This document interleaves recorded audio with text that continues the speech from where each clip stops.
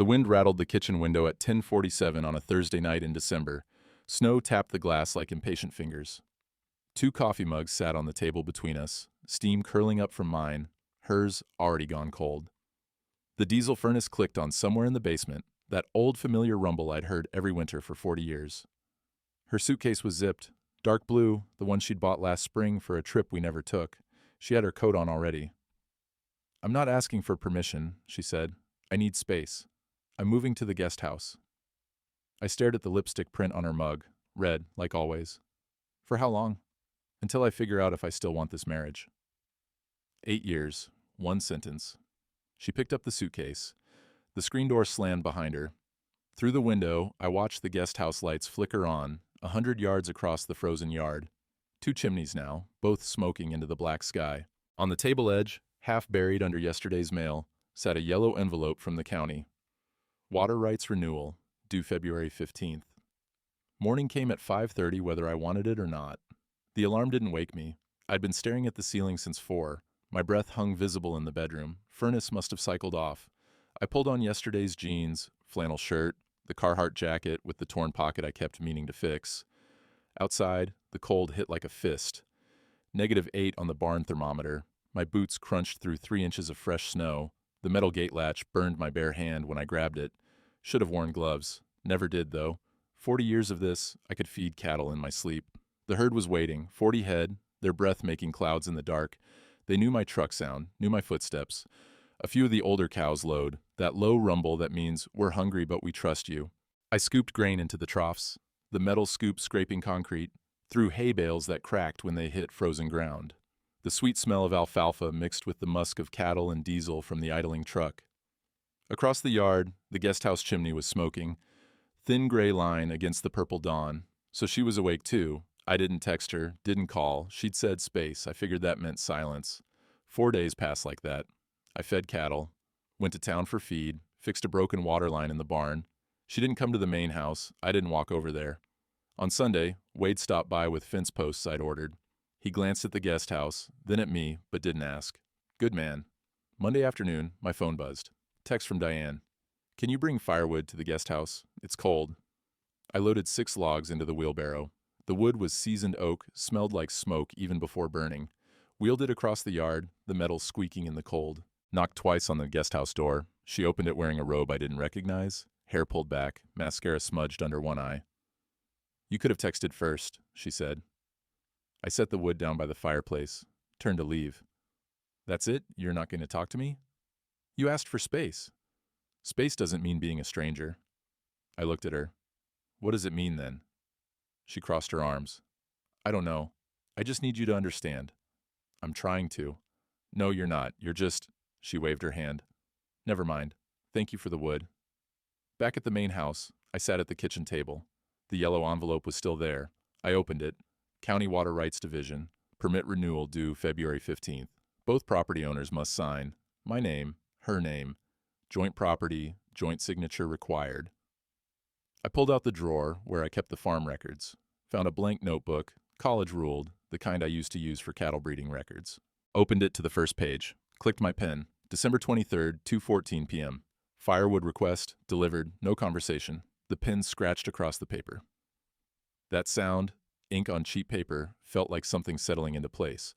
Like I was building a fence one post at a time, except I didn't know yet what I was fencing in or keeping out. I wrote the date at the top, drew a line under it, stared at that single entry. Outside, the sun was setting, 4:30 and already dark. Winter in the Midwest, you get used to it. Through the window, I could see both chimneys smoking.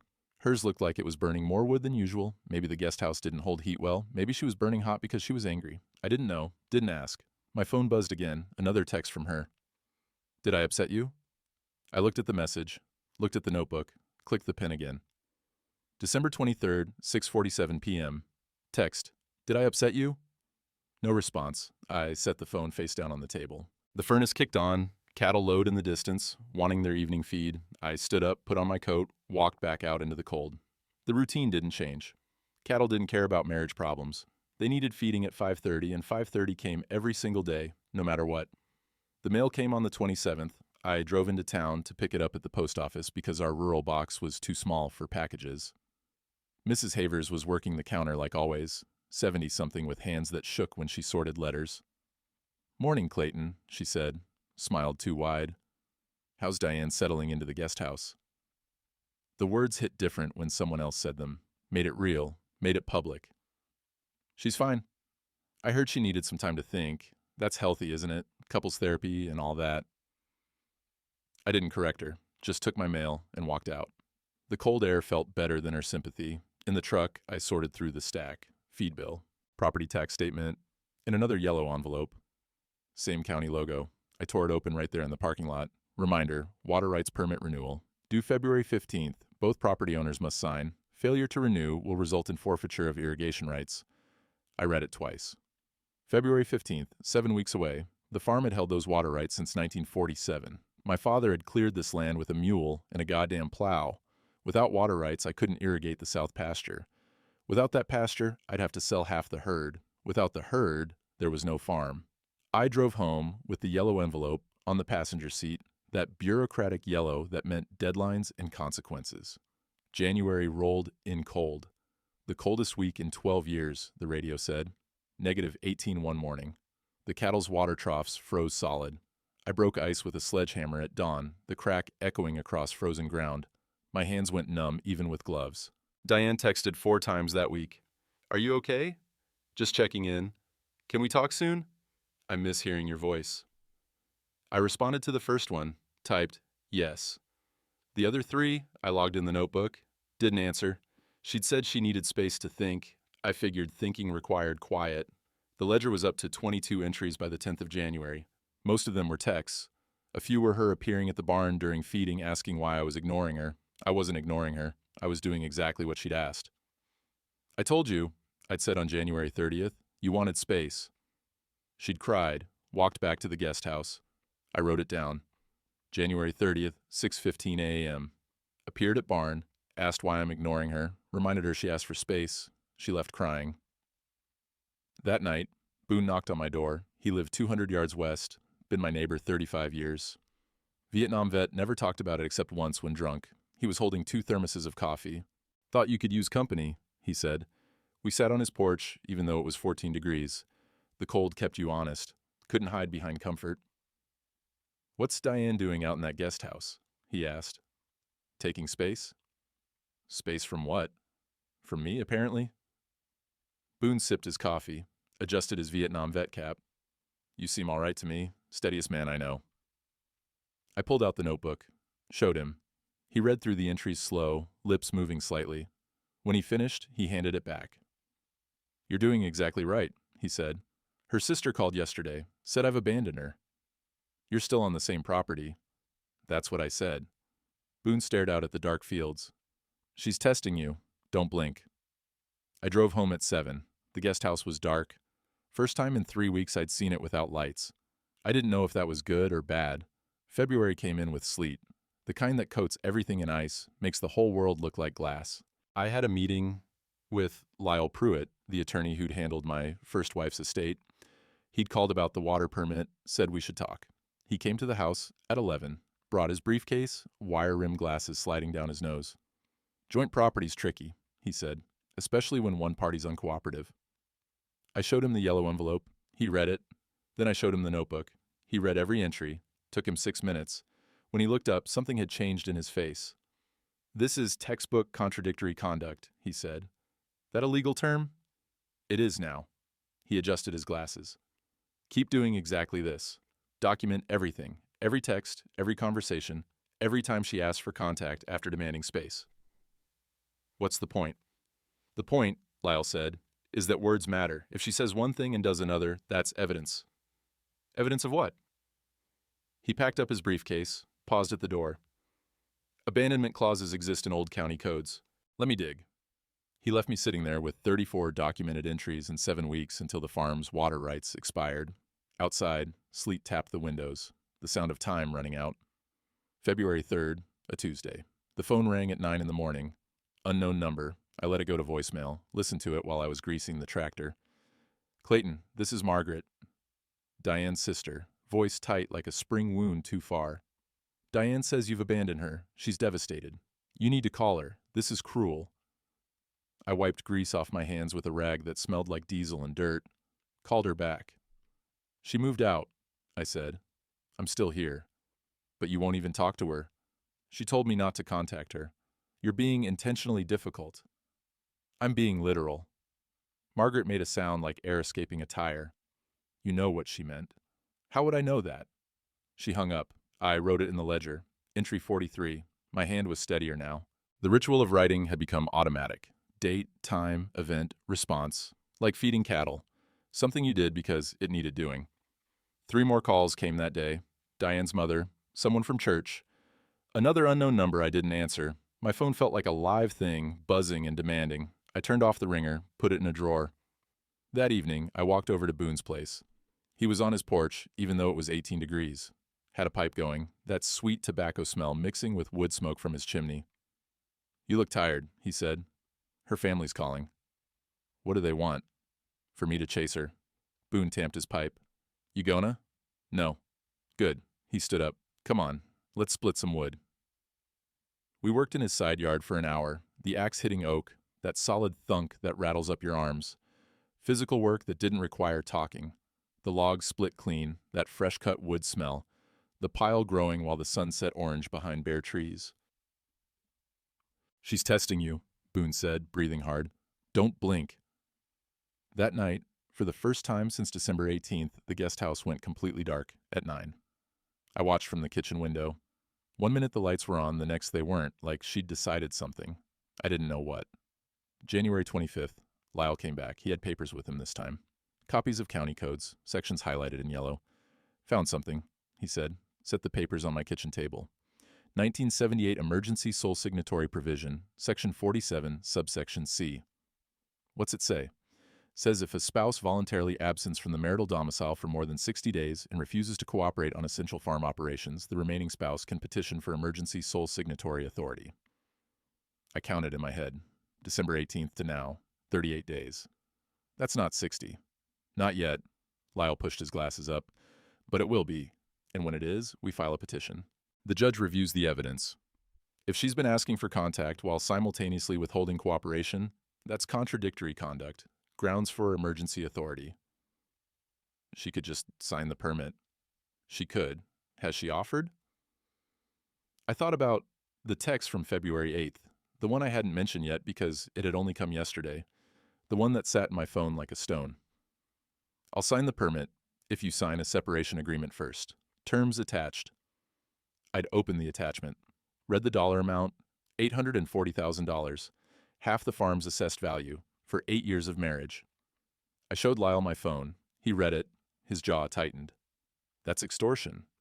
That's my wife. Was your wife. He stood up. Keep documenting. Everything. Don't respond to that text. Not yet.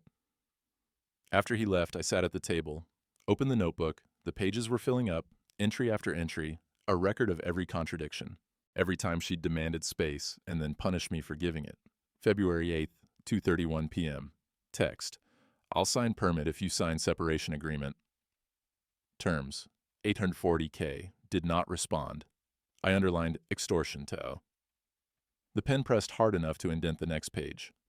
Outside, the temperature was dropping again. The radio said -12 tonight. The cattle would need extra hay. The water troughs would freeze.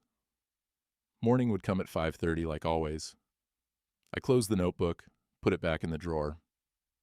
My first wife's photo was on the mantel, had been there 12 years since she'd passed. Mary. We'd run this farm together for 30 years. She'd never played games. When she said something, she meant it. I stared at that photo until the room got dark, didn't turn on the lights. Just sat there with the cold creeping in through the windows and the furnace clicking on and off. At 10, my phone buzzed in the drawer. I didn't look. Whatever it said could wait. Or it could disappear, like smoke from a chimney, rising and gone. Outside, through the window, only one chimney was smoking now. The guest house sat dark and silent. February 12th, 3 days before the permit deadline. I woke up at 4 and couldn't get back to sleep. The weight of it sat on my chest like a bale of wet hay. Lose the permit, lose the water rights. Lose the water rights, sell the herd. Sell the herd, watch 40 years turn into nothing. My father had cleared this land in 1947, pulled stumps with a mule named Ruby, built the barn with his own hands, board by board, The South pasture had grown hay every summer since Eisenhower was president. 3 generations, all of it hinging on a signature Diane wouldn't give unless I paid her $840,000. I got up, made coffee, fed the cattle in the dark with a headlamp, the beam cutting through my breath clouds. The cold was easing some, 18 degrees instead of negative numbers. Spring was still 2 months away, but you could feel it coming. That shift in the air, the way the wind didn't cut quite as deep. At 8, my phone rang.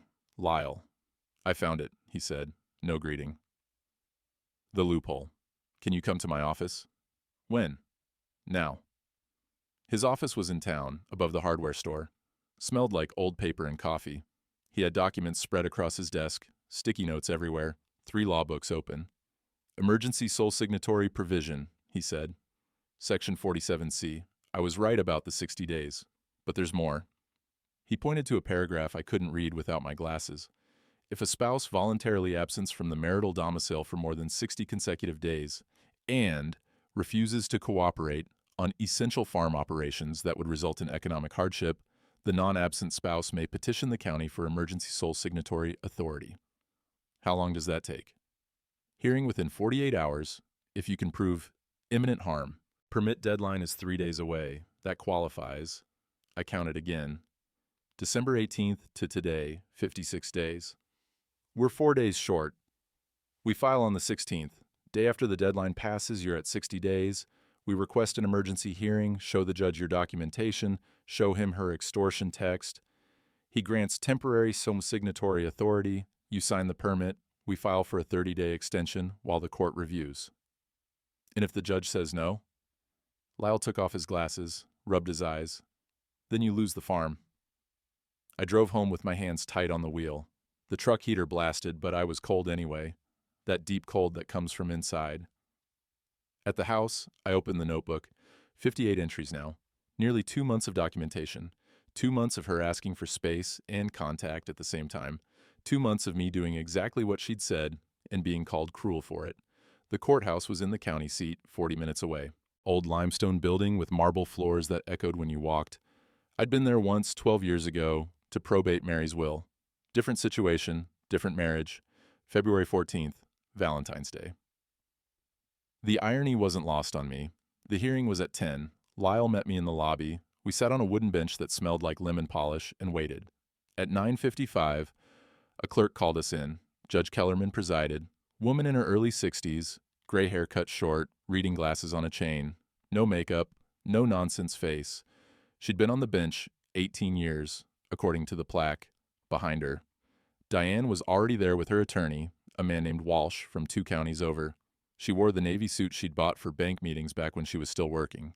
Hair perfect, makeup careful. She didn't look at me.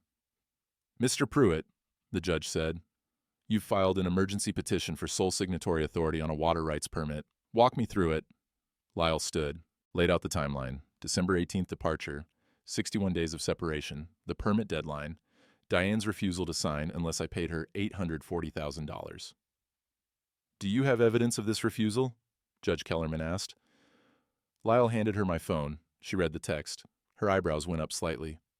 Mrs. Mercer, the judge said, is this accurate?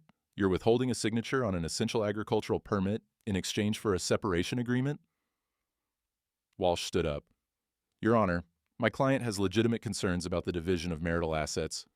That's not what I asked. Judge Kellerman's voice could have frozen water. Did she send this text or not? Diane's attorney whispered to her. She nodded. Yes, Walsh said. But, Your Honor, context matters. Mrs. Mercer has been trying to communicate with her husband for 2 months. He's refused all contact. She's desperate. Mr. Pruitt, the judge interrupted, do you have evidence of communication attempts? Lyle placed the notebook on the bench. 61 documented instances, Your Honor, with dates and times.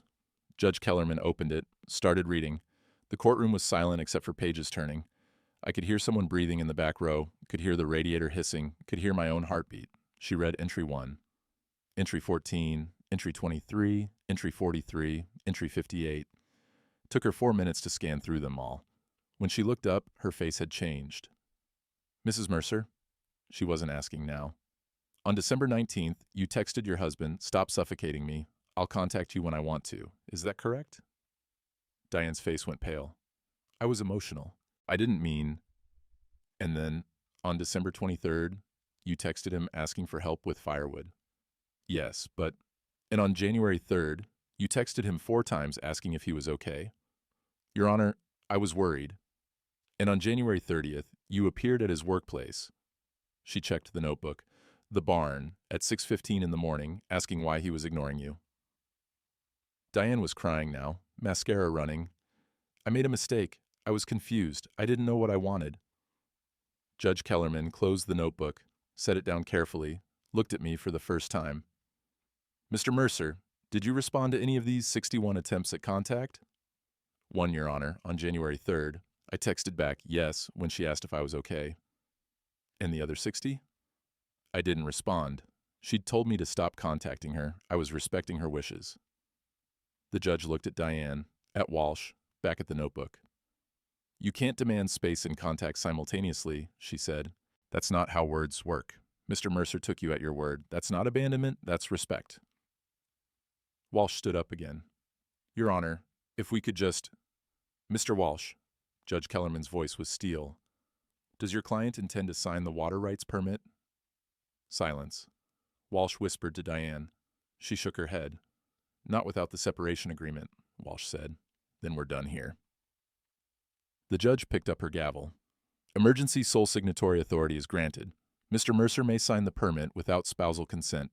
This authority remains in effect pending full marital dissolution proceedings. Clerk will provide the necessary documentation. The gavel hit. The sound echoed off marble walls. Diane stood up fast. Her chair scraped. You can't do this. That's my farm, too. You left it, Mrs. Mercer. The judge was already organizing her papers. And then you tried to use it as leverage. The court doesn't reward that behavior. We're adjourned. Walsh was trying to calm Diane down. She was saying something, voice rising. I couldn't hear the words over the blood rushing in my ears. Lyle touched my shoulder. Sign here. The clerk had brought the permit. Yellow form, official county seal, lines for 2 signatures. Someone had drawn a line through Diane's section. Written sole signatory authority, court order 02-14-25 across it. I signed my name. Clayton Mercer. Blue ink, same pen I used for the ledger. My hand was steady. That's it? I asked. That's it, Lyle said. Farm saved. Outside, the courthouse steps were slick with melting ice. The temperature had climbed to 32, dripping sounds everywhere, winter letting go its grip 1 degree at a time. Diane came out behind us, stood at the top of the steps. Her face was wrecked, makeup ruined, eyes red, breathing hard. You tricked me, she said. I stopped, turned around. I did exactly what you asked. That's not what I meant. Then you should have said what you meant. She came down 2 steps. Please, can we just talk? Really talk? I tried that in December. You left. I made a mistake. You made 61 mistakes. I documented them. People were walking past us, a man in a suit, 2 women with briefcases. They were all staring. Small county, big news. This would be all over town by dinner. I walked to my truck, didn't look back. Could hear her crying on the courthouse steps. That sound followed me all the way home. The truck cab smelled like old coffee and diesel. I sat in the parking lot for 5 minutes with the engine running, heater blasting. My hands were shaking, not from cold, from something else, relief maybe, or the crash that comes after 2 months of holding your breath. I drove home the long way, past the feed store, past the Methodist church where we'd gotten married 8 years ago. Small ceremony, her friends, my daughter hadn't come. Janelle had called Diane a gold digger to my face at Thanksgiving that year. I defended Diane, told Janelle she was being cruel. My daughter left, and we hadn't spoken since. 6 years of silence because I'd chosen wrong. The farm looked different when I pulled in. Same barn, same house, same guest house with its cold chimney. But something had shifted, like when you readjust a fence post that's been leaning, and suddenly the whole line looks straight again. Inside, I made a sandwich, ham and cheese, mustard, ate it standing at the sink.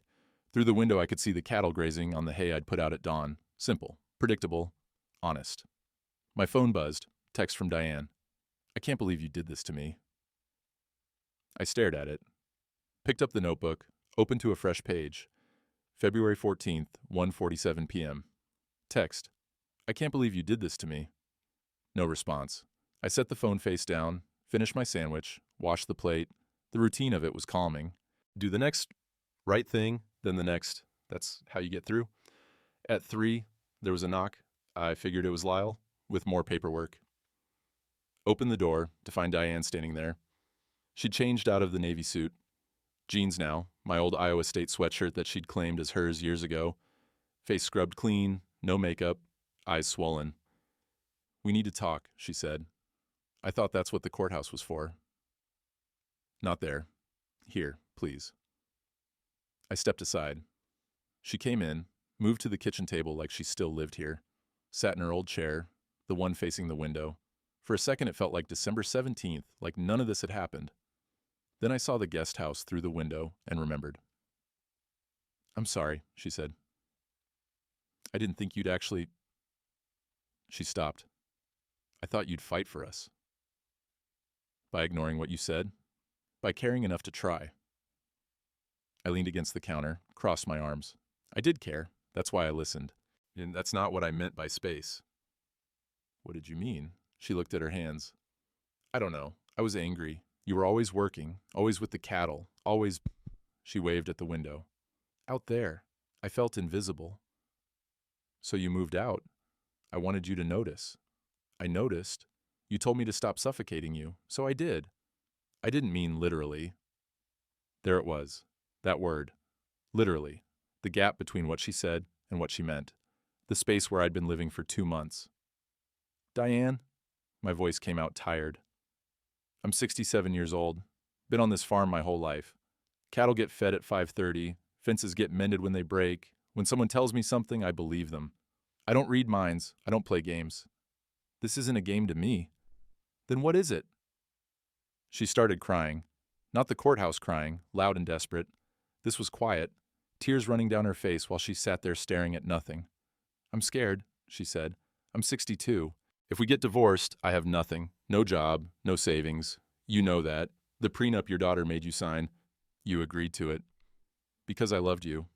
Because I thought we'd die old together and it wouldn't matter." I remembered that day. Janelle in the attorney's office, arms crossed, making it clear this was the price of her blessing. Diane had signed without complaint, said she didn't want my money, just wanted me. "The prenup says you get what you brought in plus improvements you made," I said. "You put $85,000 into the kitchen remodel. That's yours. The rest was here before. 8 years of my life, Clayton. $85,000. 8 years of mine, too, and I didn't leave."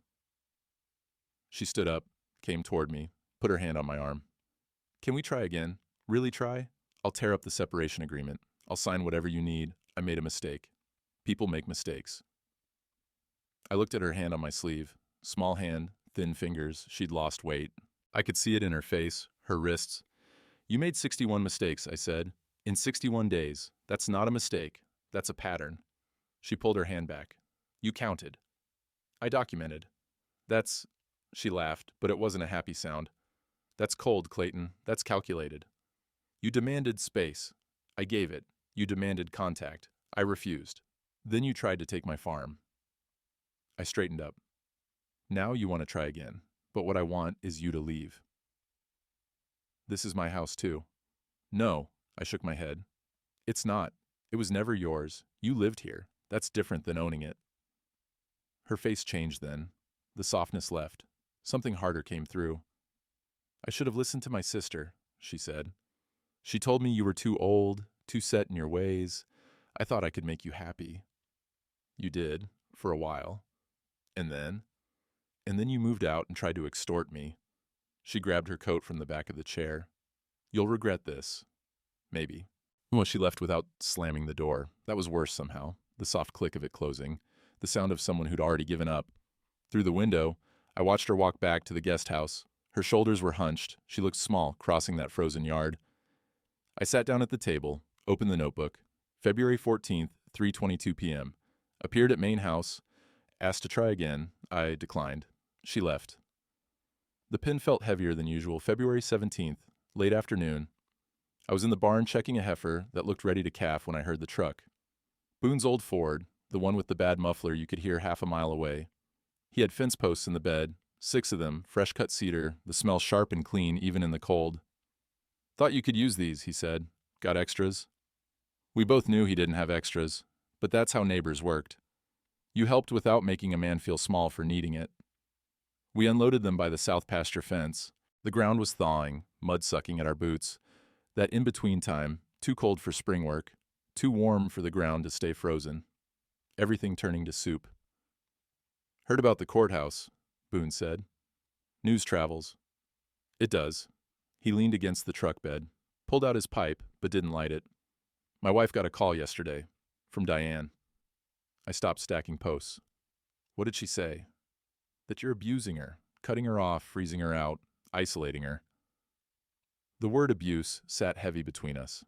The kind of word that sticks to a man, guilty or not. "I gave her what she asked for," I said. "I know that. Beth knows that. Told Diane as much." He finally lit his pipe, the tobacco smoke sweet against the smell of thawing mud and cow manure. "But she's calling other people too. Church folks, friends, building a story." "What kind of story?" "The kind where you're the villain." I looked across the pasture. 40 head of cattle. The south field that wouldn't grow hay without water rights. The barn my father built board by board. All of it almost gone because of a signature. "You think she'll escalate?" I asked. "She already is." Boone knocked his pipe against his boot heel. "Woman scorned and all that, but you got that notebook, you got the courthouse order, you got truth on your side." "Truth doesn't always matter. It matters in the long run." He put a hand on my shoulder, old man's grip, still strong. "Whatever happens next, I'm here. Whatever you need." That night, my phone went crazy. Started at 10. By midnight, 38 new messages, all from Diane. I didn't read them, just watched the number climb on the lock screen. Let them pile up like snow on a fence post. At 12:18, they stopped. I wrote it down. February 17th, 10:42 p.m., 12:18 a.m., 38 messages, 0 responses. The next morning, the guest house was still occupied. Smoke from the chimney. Her car in the driveway. But something felt different, a kind of quiet that comes before weather changes. February 22nd, Sunday. I went to church like I had most Sundays for 40 years. Same pew, third from the back on the left side. Got there early like always, sat down, waited for the service to start. Pastor Mills did his welcome. The hymn started. Then I saw her, Diane, front row. She never sat front row. She'd come in late, wearing black tissue box in her lap like she was already crying. After the service, people lingered in the parking lot. That's when she intercepted me, right there by my truck, with 15 people watching. "Clayton," her voice was loud, meant to carry. "Can we please talk? I've been trying to reach you for weeks." "I got your messages." "Then why won't you respond?" Heads were turning now. Mrs. Havers from the post office. The Hendersons who farmed north of me. Pastor Mills standing by the church entrance, watching. "You told me not to contact you," I said, kept my voice level. "I'm respecting that. That was months ago. I didn't mean forever." "What did you mean?" She wiped her eyes. Real tears or not, I couldn't tell anymore. "I meant I needed time to think, not that I wanted you to abandon me. I'm on the same property, 40 yards away. But you won't talk to me. You won't answer my calls. You took our farm."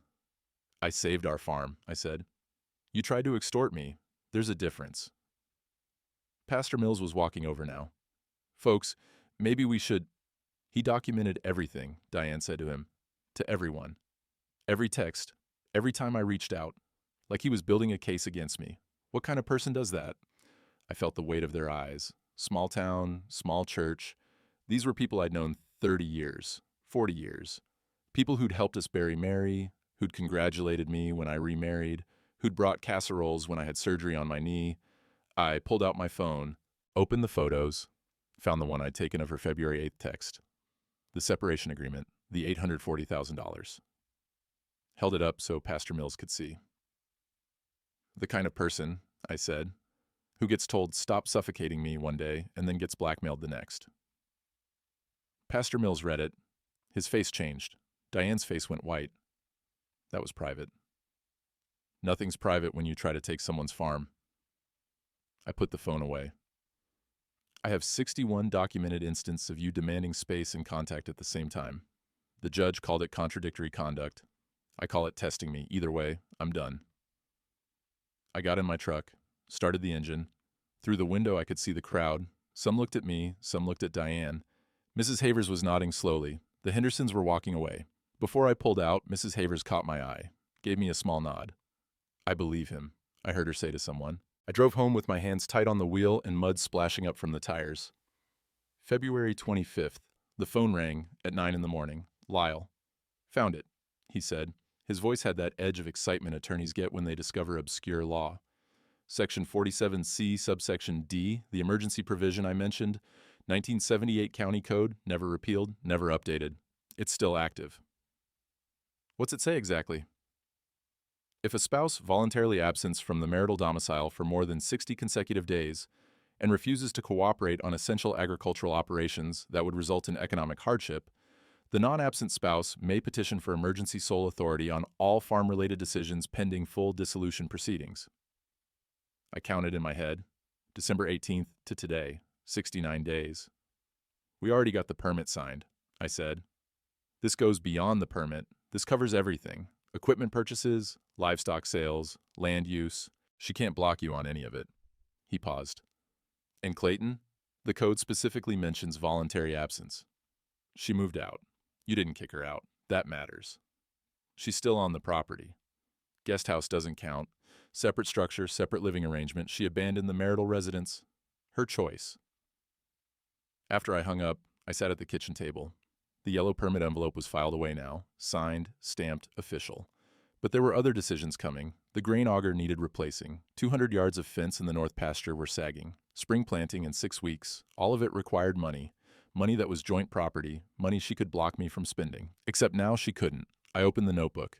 73 entries. 2.5 months of documentation. What had started as a way to keep my own head straight had become something else. Evidence. Proof. A record that would hold up in court if it came to that. And it was coming to that. I could feel it. March 5th, late, after 11, I couldn't sleep. Kept thinking about Mary, my first wife.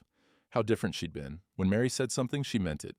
When she was angry, she told you. When she was happy, she showed you. 30 years of marriage, and I never once had to guess what she was thinking. With Diane, everything was a test. Every silence was a message. Every request had hidden meaning. I got up, walked to the mantel where Mary's photo sat.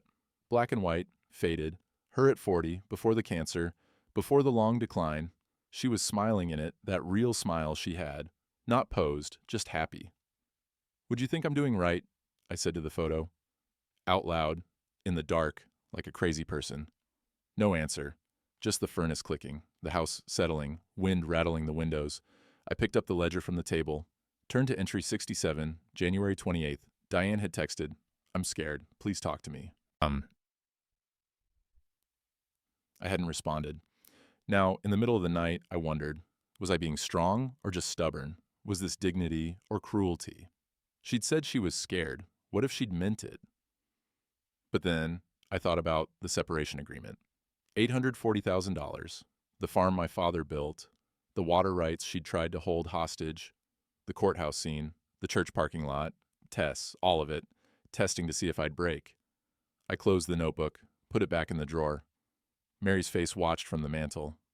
She made her choice, I said. I made mine. The wind picked up outside. March wind, different from February, warmer, wetter. The smell of it coming through the window cracks was rain and thawing earth instead of ice and diesel exhaust. Spring was coming, whether anyone was ready or not. I went back to bed. This time I slept. March 12th, morning. I was in the barn when Wade knocked on the frame. He'd worked for me 5 years, never asked about anything that wasn't farm business. Good man, quiet. Boss, he said, she's loading a U-Haul at the guest house. I set down the grain scoop, walked to the barn door. Sure enough, there was a yellow rental truck backed up to the guest house. Diane was carrying boxes, slow, like each one weighed more than it did. You want me to help? Wade asked. No. We watched for a minute. She went in, came out with a lamp, then a suitcase, then a box marked kitchen. Where's she going? Wade asked. Don't know, doesn't matter. But I watched anyway. Couldn't help it. 8 years of marriage, good or bad. You don't just look away when it ends. She made 6 trips, never looked toward the main house, never looked toward the barn where I stood. Finally, she got in the cab, started the engine. The U-Haul pulled away, slow, gravel crunching under the tires, turned onto the county road, disappeared around the bend. Wade cleared his throat. Place feels quieter now. It does. Good quiet. I nodded. Went back to feeding cattle. That afternoon, I walked over to the guest house. The door was unlocked. Inside smelled like her perfume still, something floral and expensive. The furniture was still there. Came with the place, but all her things were gone. Bathroom empty, closet empty, kitchen cabinets bare. On the counter, she'd left her key, just the one key, to the guest house. Not the main house key, she'd never returned that. I picked up the key. It was cold. Sat there on the kitchen counter, sat in my truck on the way back to the main house. Went into the drawer with the notebook when I got home. That evening, both chimneys stood silent, no smoke from either one. The guest house looked different, empty, smaller somehow, like without her there, it had shrunk back to what it really was, just a building, just wood and stone and glass. I made dinner, steak, baked potato, green beans from a can, ate at the table facing the window, watched the sun set over the south pasture. The grass was starting to green up in patches. Another week or two, and it would be solid. Water rights secure, spring coming, the land waking up. Later, I opened the notebook, found the next blank page. March 12th, 9:47 a.m. Moved out of guest house, U-Haul, took her belongings, left guest house key, did not speak. The entry felt different. Final in a way the others hadn't been, like I was documenting the end of something instead of the middle. I closed the notebook, looked at Mary's photo on the mantle, then at my phone, then back at the notebook. For 2 months, I documented every time Diane had reached out, every contradiction, every test, building a record, building a case, building proof that I'd done exactly what she'd asked. But now there was nothing to document. No texts, no calls, no appearances at the barn or the house, just silence.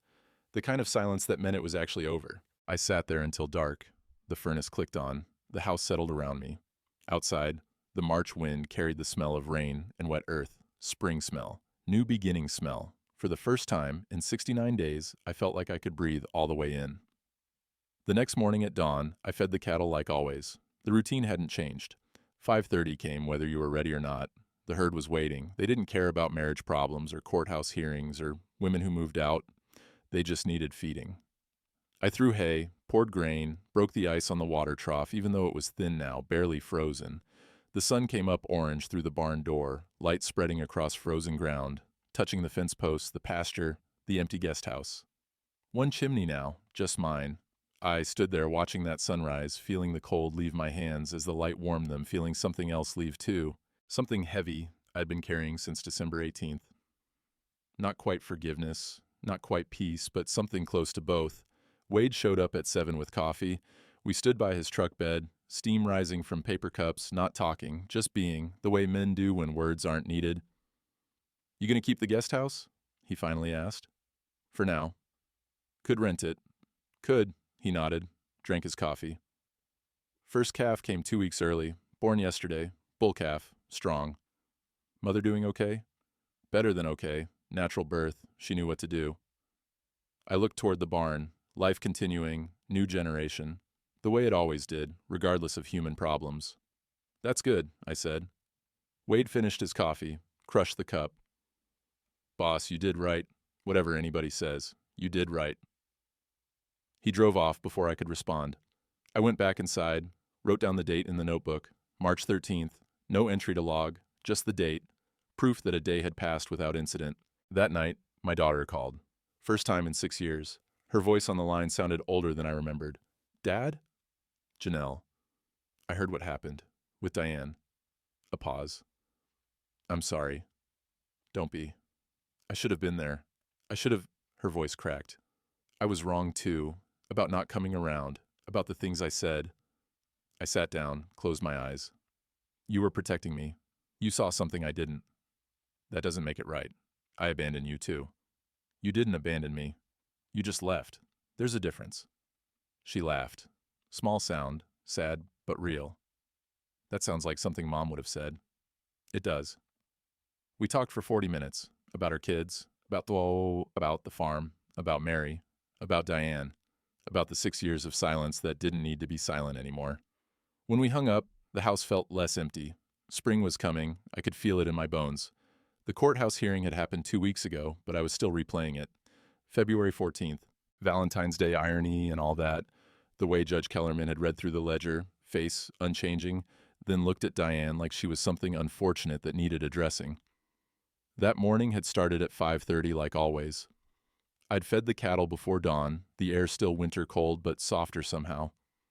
Drove to the courthouse with Lyle, both of us quiet in his Accord that smelled like old coffee and leather. The courtroom had marble floors. I remembered that. The sound of footsteps echoing. 12 people in the gallery. Boone in the front row on the left side, wearing his Vietnam vet cap.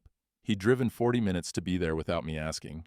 Judge Kellerman sat elevated behind dark wood, reading glasses on a chain. No nonsense in her face. The kind of person who'd heard every story and believed about half of them. Lyle had laid it out clean. Timeline, permit deadline, the extortion text. Then he'd placed the notebook on her bench like it was evidence in a murder trial. She'd opened it, started reading. The room went silent, except for pages turning. I watched her face. Watched Diane's face. Watched her attorney Walsh whisper something urgent that she ignored. Entry 1. Firewood request. Entry 14. Do you even care? Entry 43. Why are you ignoring me? Entry 67. I'm scared. Please talk to me. Entry 73. The extortion text. $840,000 for a signature. Judge Kellerman had looked up after the last one. Her face hadn't changed, but something in her eyes had. Mrs. Mercer, she'd said, voice like a gavel itself. On December 19th, you texted your husband, "Stop suffocating me. I'll contact you when I want to," correct? Diane had nodded, barely. And then you contacted him 86 more times over the next 60 days? I was trying to communicate, and he responded once on January 3rd with the word yes. He was punishing me. He was respecting your stated wishes. The judge closed the notebook, set it down with both hands, deliberate. You can't demand space and contact simultaneously, Mrs. Mercer. Words have meaning. Your husband took you at your word. That's not abandonment, that's literalism. Walsh had tried to salvage it, stood up with objections about context, about emotional distress, about the complexities of marriage. Judge Kellerman had let him talk for 90 seconds, then cut him off. Does your client intend to sign the water rights permit?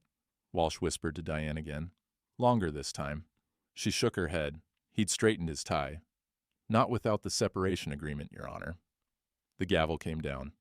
Emergency sole signatory authority granted. Mr. Mercer may execute all farm-related documents without spousal consent. This authority remains in effect pending dissolution proceedings.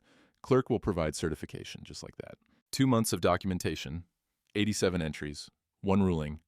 Diane had stood up fast, chair scraping marble. You can't do this. That's my farm, too. Judge Kellerman was already gathering papers. You left it, Mrs. Mercer, and then you tried to use it as leverage. This court doesn't reward that behavior. Now, 2 weeks later, I was standing in the barn at 5:34 in the morning, February 18th. The memory was still fresh, but the situation had evolved. I was scooping grain into the trough when I heard it. Car engine, gravel spray. Too fast for this early, too aggressive. The barn door was open, facing east for the sunrise that was just starting. I saw headlights swing into the yard. Her Lexus.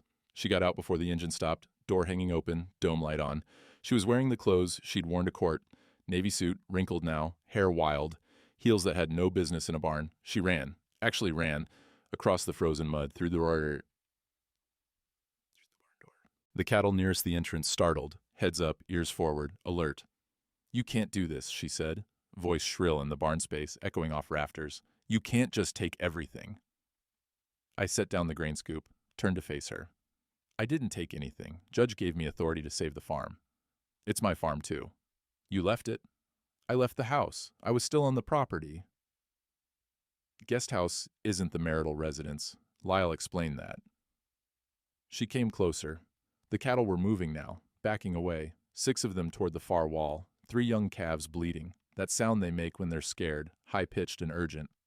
Stop hiding behind lawyers and judges, she said. This is between us. There is no us. You made sure of that. I made a mistake. She was crying now, full breakdown, mascara running. I was confused. I didn't know what I wanted, but I know now. I want to fix this. I want to come back. The cattle were getting more agitated.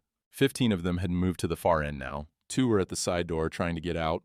The ones near the troughs had stopped eating, just standing there, watching, prey animals, always alert for danger. You can't come back, I said. Kept my voice level, calm, the way you talk around spooked animals. You tested me for 2 months. I failed your test by passing it. That's not...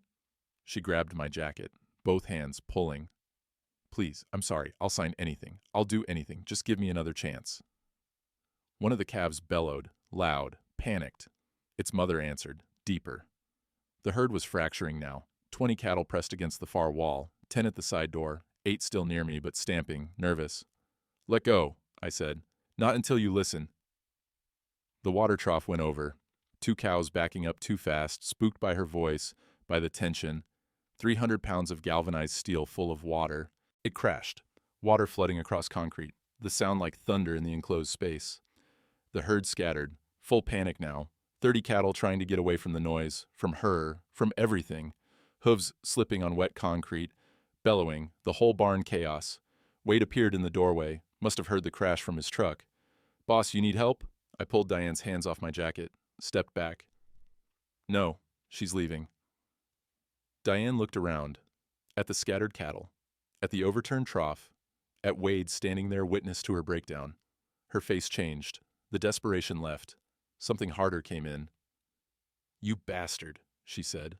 Quiet now, cold. You documented everything. You planned this. You wanted this to happen. I wanted you to mean what you said. You said space. I gave it. You gave me a noose and waited for me to hang myself. You tied the knot yourself. I just didn't stop you. She backed toward the door, heels clicking on wet concrete, slipping once, catching herself. At the threshold, she stopped. You'll regret this, she said. Maybe. She left. Car door slamming, engine revving, gravel spray as she tore out of the yard. Wade and I stood there in the wreckage, water still spreading across the floor, cattle slowly calming, returning to the troughs that weren't overturned. The sun was coming up now, orange light through the barn door, touching everything. That was something, Wade said. Yeah. She okay to drive? Don't know. Not my problem anymore. We righted the water trough together, refilled it from the hose. The cattle came back slowly, cautious but trusting. They knew me, knew my routine, knew that I showed up every morning whether things were good or bad. By 6:15, feeding was done. The cattle were calm again. Wade helped me clean up the spilled grain, the scattered hay. We worked in silence, the way men do when there's nothing to say that would help. When he left, I stood in the barn doorway, watched the sun clear the horizon. Full daylight now. The guest house across the yard was dark. Her car was gone, just tire tracks in the mud and frozen gravel. I pulled out my phone, opened the notebook app I'd started using alongside the handwritten one. Typed the entry. February 18th, 5:34 a.m. Appeared at barn during feeding, hysterical. Demanded reconciliation, cattle spooked, water trough overturned, told her to leave. She left. Under it, I added, 87 documented contradictory requests since December 18th. This ends it. I sent the entry to Lyle. For the file, for the record, for whatever came next. Then I put the phone away, walked back to the main house, made coffee, sat at the table facing the window. The barn was visible, the empty guest house, the pasture beyond with 40 head of cattle grazing on winter hay. The farm was still here. The water rights were secure. The sun was up. Spring was 6 weeks away. I could smell it coming in the air, that wet earth smell, that promise of things growing. Life kept going, whether you were ready or not. April 5th. Afternoon sun coming through the kitchen window, warm enough that I'd opened it for the first time since October. The smell of it was different now, not ice and diesel, wet soil and growing things. The cattle were on spring grass, that bright green that only comes once a year. My phone buzzed on the table. Text from Diane, first one in 3 weeks. Can we try again? I know I messed up, please. I stared at it, read it twice, 3 times, looking for the trick, the angle, the hidden test. There wasn't one, just desperation in 12 words. I picked up the phone, typed slowly, let each word sit before adding the next. You wanted to know if I could live without you. Turns out I can. I prefer it. You tested whether I'd fight for you. I chose to respect your words instead. That's who I am. If you wanted something different, you should have said something different. I wish you well, but we're done. I read it back, made sure it said what I meant, then hit send. The 3 dots appeared. She was typing. They stopped. Started again. Stopped. No response came. I opened the physical notebook from the drawer, found the next blank page. The pages were filling up.